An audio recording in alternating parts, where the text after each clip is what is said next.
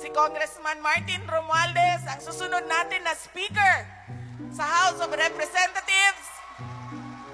Nabubulo na ako dito kay dalawang beses sinabi ni Ma'am Inday Sara ako maging next Speaker of the House. Salamat po Ma'am sa tiwala, sa kumpiyansa sa akin. I am humbled by the mere mention of my name. Madam Sara, maraming salamat sa pagkanhin dito sa Tacloban. Maraming salamat kay President Rudy Duterte. Mulat Yolanda hanggang ngayon, tumutulong. At ako po, si Martin Romualdez, ibalik mo ako sa Kongreso para magiging Speaker of the House of Representatives. As per Mayor Sara Duterte. Hindi ako nag-self-proclaim. Hindi ako pinannounce sa MC, sinabi ni Ma'am. Kaya sana naman mangyari man yan.